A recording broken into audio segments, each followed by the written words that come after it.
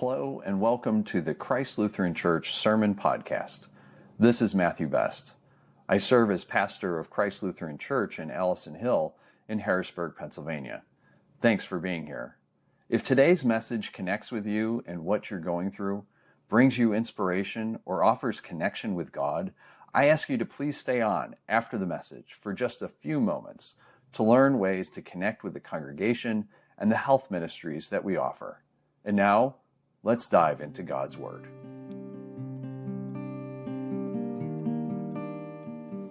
Our reading comes from the Gospel of John, chapter 20. Early on the first day of the week, while it was still dark, Mary Magdalene came to the tomb and saw that the stone had been removed from the tomb. So she ran and went to Simon Peter and the other disciple, the one whom Jesus loved, and said to them, "They have taken the Lord out of the tomb, and we do not know where they have laid him." Then Peter and the other disciple set out and went toward the tomb. The two were running together, but the other disciple outran Peter and reached the tomb first. He bent down to look in and saw the linen wrappings lying there, but he did not go in. Then Simon Peter came, following him, and went into the tomb.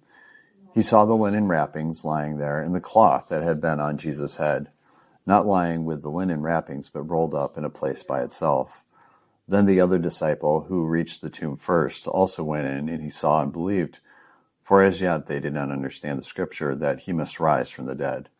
Then the disciples returned to their homes. But Mary stood weeping outside the tomb. As she wept, she bent over to look into the tomb, and she saw two angels in white sitting where the body of Jesus had been laying, one at the head and the other at the feet. They said to her, "Woman, why are you weeping?" She said to them, "They have taken away my Lord, and I do not know where they have laid him." When she had said this, she turned around and saw Jesus standing there, but she did not know that it was Jesus. Jesus said to her, "Woman, why are you weeping? Whom are you looking for?" Supposing him to be the gardener, she said to him, "Sir, if you've carried him away, tell me where you have laid him, and I will take him away." Jesus said to her, "Mary." She turned and said to him in Hebrew, "Rabboni," which means teacher. Jesus said to her, "Do not touch me, because I have not yet ascended to the Father. But go to my brothers and say to them, I am ascending to my Father and to your Father, to my God and your God." Mary Magdalene went and announced to the disciples, "I have seen the Lord." And she told them that he had said these things to her. The Gospel of the Lord. Thanks be to God. It was still dark. That's how John tells the story. No sunrise, no morning light. Still dark. No sunrise service. Sorry. And we need to be clear about what that means. In the Gospel of John, darkness is about not seeing clearly. Not just visually either. It's about confusion and fear. It's about lies that pass for truth. It's about death-dealing ways that shape the world. Light is about truth made visible. It's about love that can be seen, and it's about God showing up and making things clear. The light shines in the darkness, and the darkness did not overcome it. Does that one sound familiar? It's from John 1. It's how the Gospel of John starts. And now here we are at the empty tomb, still dark, which tells us something we can't miss. Resurrection doesn't wait for everything to make sense. Resurrection doesn't wait for the world to get better. Resurrection begins right in the middle of confusion and grief. Mary comes to the tomb carrying immense loss. Real loss. She's not thinking about hope in this moment. She's not expecting surprise. She's trying to make sense of death. And what she finds is that the stone is gone, the barrier removed, the tomb wide open. But that doesn't mean that she understands. Peter and the other disciple run to the tomb. I love how the gospel writer makes this into a race and just really rubs it into Peter. They get there and they look in. They see the clothes, they notice the details, and then they leave.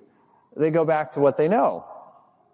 Because you can see something and still not see what it means. But Mary stays.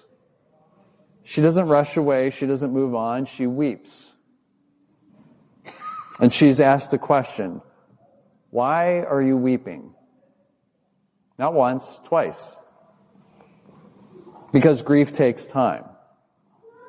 Because pain doesn't disappear just because something new is happening. We know this kind of darkness. We're living in it. I was talking with a friend the other day about events going on in the world, and my friend said something that struck me. He said, I made the mistake of assuming that we've moved past all these tendencies. There are parts of the church that still don't see clearly. Parts that refuse to tell the truth about slavery and segregation and the ways that Christianity was used to defend those. Parts that wrap the cross in a flag and call it faith. Parts that protect an arrangement of power while ignoring the people crushed underneath it. And there's parts of our country that are still in denial. We see it when books are banned because they tell hard truths. We see it when history is rewritten to make some segments of society more comfortable while plugging our eyes and our ears so that we don't have to listen to lived uncomfortable experiences of other segments of society. We see it when policies targeting immigrants and families live in fear of raids and separation. That's darkness, a refusal to see what is real. Mary turns and sees Jesus, but she doesn't know it's him. She thinks he's the gardener. She's looking right at resurrection and cannot name it.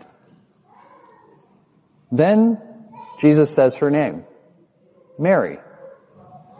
Just that. And everything changes in that moment. That's how resurrection breaks through. Not a lecture, not a sermon, not an argument, not as something that we do or earn. Nope.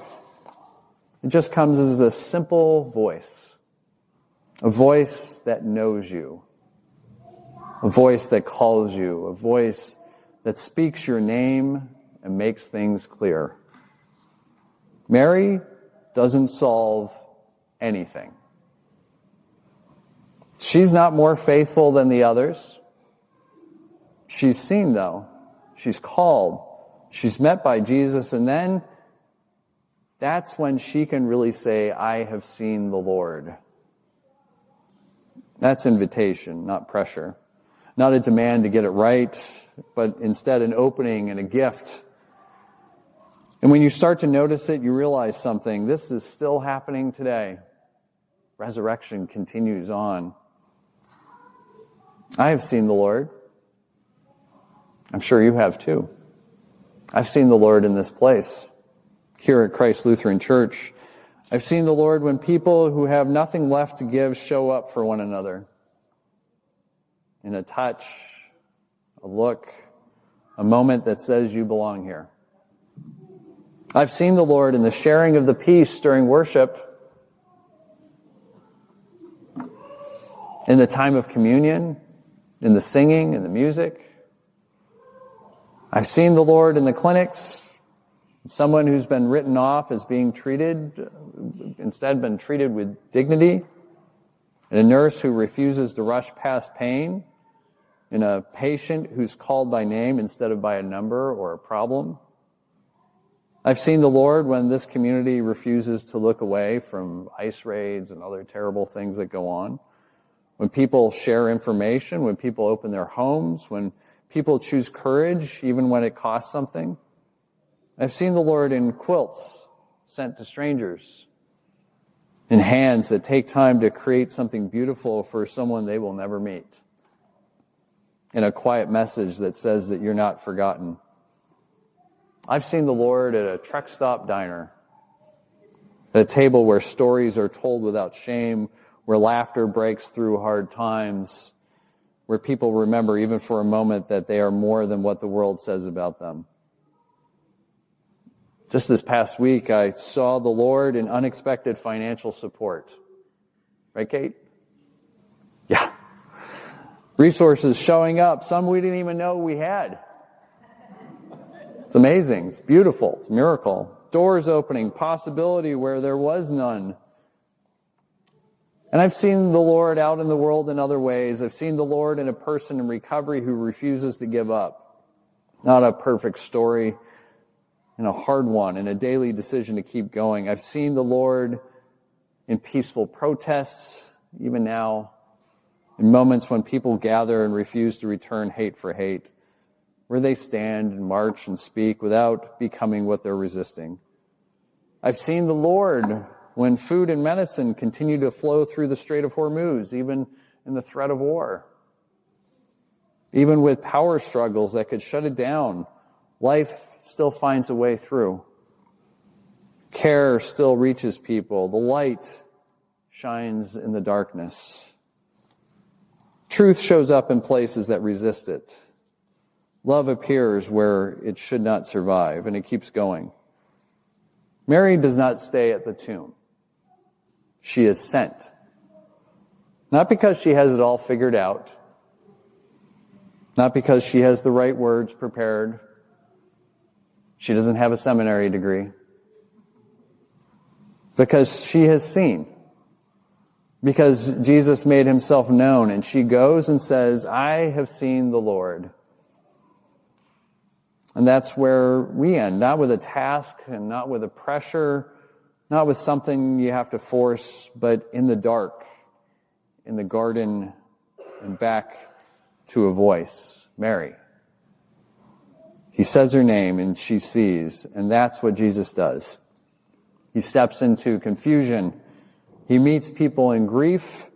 He speaks in a way that can be heard, and he makes himself known, and he's still doing it in places that feel forgotten, in people the world overlooks, in moments that are easy to miss, in truth that breaks through denial, and in love that refuses to disappear. And when it happens, when he speaks and when he calls, when he makes himself known, you don't have to force anything. You don't have to pretend. You don't have to prove it. You don't have to have fancy words. You simply find yourself saying, I have seen the Lord. Thanks be to God.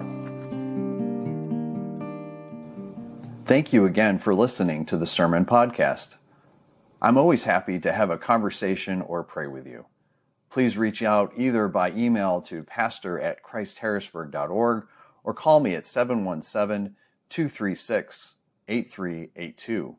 I'd also invite you to be part of worship on Sunday mornings at 10:30 a.m. We're a very diverse, open, affirming, and laid-back congregation. Christ Lutheran Church is located at 124 South 13th Street in Harrisburg.